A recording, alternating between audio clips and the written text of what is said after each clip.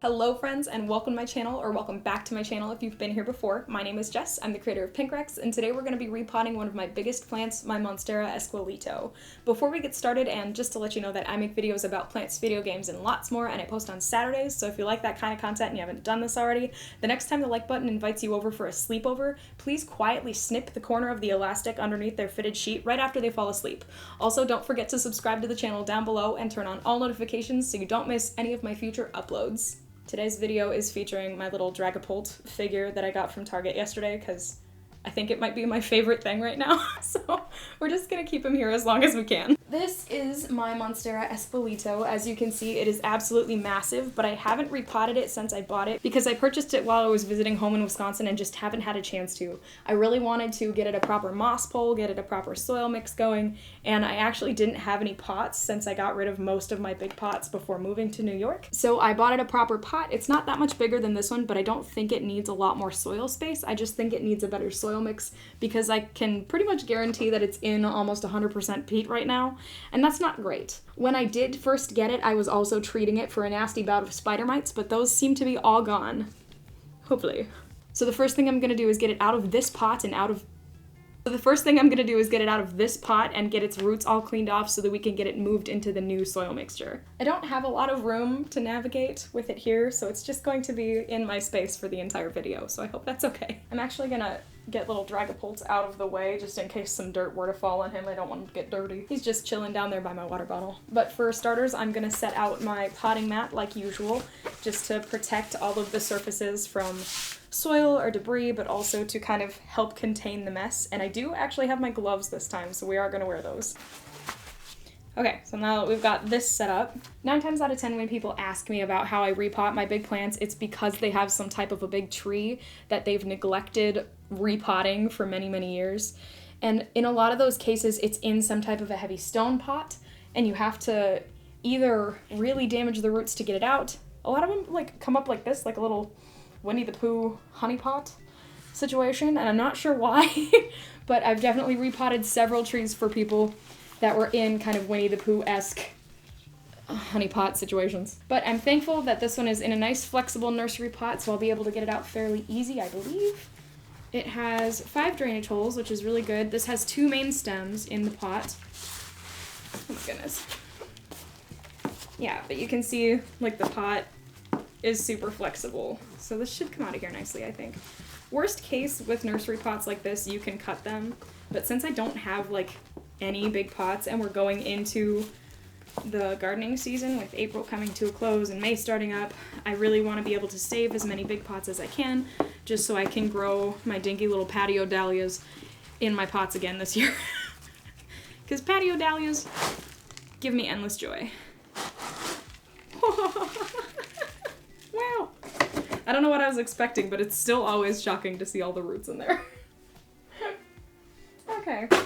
So, to get started, as you can see, it's not actually as bad as I thought it was going to be, truthfully. I have a feeling that a lot of the middle kind of space is going to be relatively empty, just because that's the way it tends to go with these big plants that are still in the peat that they were started in. And I feel like with stems this large, I would be really shocked if they still have peat plugs on them or net plugs of some kind, but actually I guess I wouldn't be that shocked. I'm hoping that they don't, but from the look of the roots, I don't think they do. Between the roots and the super thick stems, I'm thinking we're gonna be okay. I'm gonna break up this root mass while trying to break as few roots as possible, but you're gonna probably have to break some because of the bottom being all coiled around itself. These roots are a little bit finer than they should be. I think if it were in a chunkier soil mix, it would have chunkier, stronger roots, but that's what we're going to be going for here today. And any roots that I'm breaking off, I want to just make sure that I'm pulling them completely off and not leaving pieces of broken roots connected to living roots, just because that could cause some rot underneath the soil. I'm actually going to stand up to get this out of here. I definitely just dragged my hair straight through this ball of dirt, but it's fine. Sit back down. I got lazy right away. My determination for standing up while unpotting this faded quickly. Oh, we're gonna flip it over, get a look at the other side. They look about the same. Thankfully, so far as I can tell, there doesn't appear to be any rot, and most of the roots are still good. I saw a couple of dried out roots in there. Wow, the stem comes all the way down to like way below the soil. That's weird. I'll have to take a look at how it's doing in there.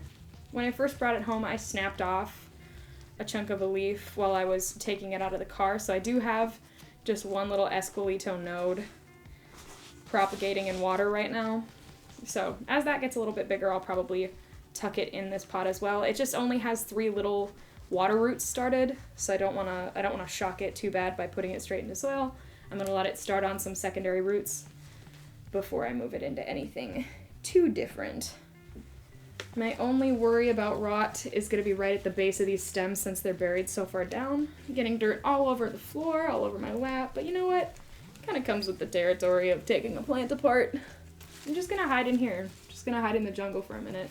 There is a good amount of like dried out root mass at the very top of the root ball. I think it was up potted at some point. Maybe it wasn't started. It definitely wasn't started in the pot that it was in. From what it feels like maybe it was in a smaller pot and then they just put that pot of peat mixture into this larger pot. Because I can kind of feel like the shadow of a smaller pot underneath the soil. So that's interesting. So much hair on my face right now. Woo. Yeah, soil is gonna get absolutely everywhere here when I tried to take this mat off the table, but you know what? Such is life. That's why we have vacuum cleaners, right? This root just grew like right through this other stem. So that's gonna be a problem. The biggest issue is coming from the fact that the stems are like wound around each other with their roots. Sometimes you just have to sit and like jostle them apart. Fly away, little gonna be. This is so silly. They're so stuck together. You don't ever want to take and like just pull them apart really harshly if you value the roots. Obviously with annuals, if you're like putting them in a pot, you can do that, but with the houseplants that you want to keep for a long time, you want to try to be as gentle as possible, because if you rip off some of their main roots, it's just really hard on the plant. Ha ha ha ha ha ha. Ha ha ha ha ha ha. Oh my god. Come on. There we go. There we have it. 2 big esqueleto chunks. Get a load of that. I have no idea how to set these down now. Oh no.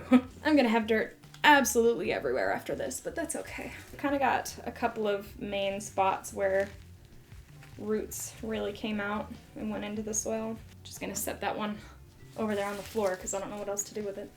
And here's the slightly smaller one that didn't have nearly as much dirt stuck to it. But some of the roots are still quite long. Root mass number 2. I am gonna trim them up a little bit, some of the longest ones, just to put it in that new pot. And I have my nice sanitized snippers just to make this as clean as possible for the plant. I'm trying to avoid cutting any roots that might be super thick, but I can see at the bottom of this root it did start to rot, so that's not ideal, but we're just gonna get rid of that little chunk. And the new growth points on this portion of the stem that was totally buried are completely rotted out, so that kind of sucks, but the stem itself isn't rotten at all. So you win some, you lose some. We're just gonna give up and set it right on my desk because I have to get this dirt off of here. And I'm gonna get out a new potting mat that's nice and clean because I have many potting mats because I do this a lot. So since I have 2 big chunks of this, I'm going to, as best I can, put them up on a moss pole that I made for it just a little while ago in preparation for this video, because I wanted to make sure that they had as much support as possible. So this is the moss pole that I made for this in a bit of a hurry. It is kind of small for what I want to do, but this will definitely be enough pole at least to get it started. And here is the new pot it is going in. It is a very similar sized pot. It's just a little bit more rigid, so it has a little bit more supports on the side for when I put the moss pole in. Starting with the larger one. I've just accepted that my room is going to be an absolute mess after this. I'm very tempted to just cut the bottom section off and just let it reroot. I'm very tempted to do that. Very tempted. Really, I shouldn't do that? I think that that's That's going to cause more stress for this plant, and that's not really what I wanted, but at the same time, it's not going to sit on this moss pole nicely the way it is. I'm having a sudden change of plans. I am going to do that, because I don't want this whole chunk of stem to be under the soil again. I'm pretty sure I was bonking the microphone the whole time, but that's fine. Well, now I have 3 chunks. I think they'll still be fine, because the same amount of root mass was in the pot before. Now it's just 3 different pieces. Look at how nice and flat that's gonna sit on there now, since I chonked that piece off. It's just gonna lay right on there, exactly the way I wanted it to. I think this is the longest piece, so I'm gonna put it right smack in the middle of the front of the moss pole to have, like, you know, the presentation side of the plant be looking real nice. I am going to kind of poke some of these arrow roots it has started into the moss pole. And I'm not going to have that bit that I chopped off be really in the soil at all. I'm going to kind of keep it above the soil line. Woo. So this is how we're going to have it sit. Okay, we had a slight adjustment to the plan. So I ended up changing out the floral tape for twine, just jute twine that I got from the dollar store, because the floral tape kept breaking, which I should have known would happen because these stems are so thick and the leaves are so heavy. But I've used it for repotting so many different Adansonii that I didn't even give it a second thought. But note to self, if the stems are heavy, floral tape will not work. But now that I've got it properly attached to the moss pole, I'm going to go ahead and put some dirt in the bottom of this pot just to get it kind of situated, and then I'm going to add in the 2 chunks that I ended up chopping off of the bottom of this because they were just pushing on the moss pole too much. I'm going to end up just putting them alongside each to kind of fill out the pot more nicely. And I know these are bending really far forward right now, but over time, hopefully they'll start to correct upwards a little bit, just like my monsteras have in the past. We will see. Worst case, when I end up extending the moss pole at the end of the season, I'm sure, I will just go ahead and kind of separate the 2 halves of it once the roots to this part are a little bit more established.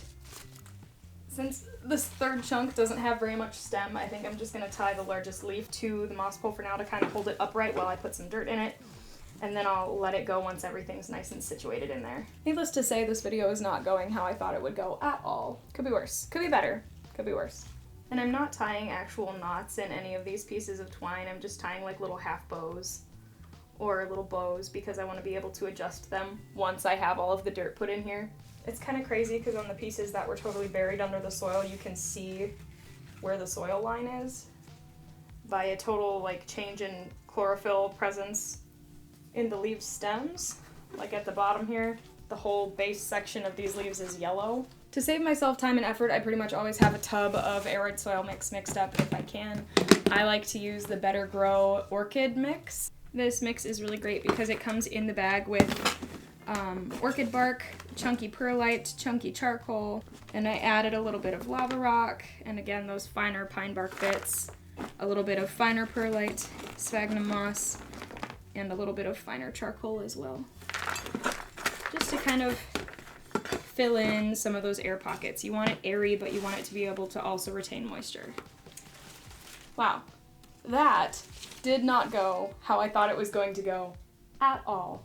So I now have 3 stems. I chopped off the base of one of the stems that both of the growth points for new growth had rotted off because it was totally submerged below the soil. That's why it's really important to check these things, is because sometimes rot will have started on a part of the plant that you didn't think to check, and it could have spread up the stem very easily, so I'm very glad that I caught it when I did. I'm so glad I got that done though. It has a moss pole, it has proper soil, I have 3 stems, and I have 2 rooted nodes that I did manage to save that were totally buried below the soil, so I don't know if they even would have come up. They're kind of discolored. The biggest stem, the 2nd stem, and then this is the base off of one of the stems, and I don't know if you can see it. Oh, you totally can see it on the camera. Right here, this is where the soil line was, so that's why it's totally all yellowed below. So I'm hoping that when the new growth point comes up out of this section that it's going to just be nice and happy and healthy. It is a little bit chewed on because I left it sitting in the kitchen and my cat munched on one of the leaves, so that was cool. But that is all I've got for you today. That was repotting one of my biggest plants. This is, again, my Monstera esqueleto. If you liked the video or you got something out of today's video, as chaotic as it was, and you haven't done this already, the next time the like button invites you for a sleepover, please clip the elastic underneath the edge of their fitted sheet right after they fall asleep. And don't forget to subscribe to the channel down below, turn on all notifications so you don't miss any of my future uploads. I do have a ton of near daily, planty, and random chaotic content over on TikTok, where my handle is the same as it is here. It's just Pinkrexx with 2 X's. Overall, I'm very excited to see this thing grow into this kind of situation and start actually climbing a moss pole properly, because while it is beautiful and has big beautiful leaves, it was not trained to be climbing at all, and really that is what I want to do with it, is I want to have it climb up. So very excited about that. But that's all I've got for today, so whether I see you on another platform or down in the comment section below, please comment something. Just know I really appreciate you being here, and I still don't know what I'm doing. Okay, thanks, bye. Can't wait for this thing to be big, big, big, beautiful, happy, tall. Be taller than I am. I can't grow taller anymore. Pretty sure I stopped growing taller after like the 8th grade, but it's fine. Oh, I'm so covered in dirt. Oh my lord.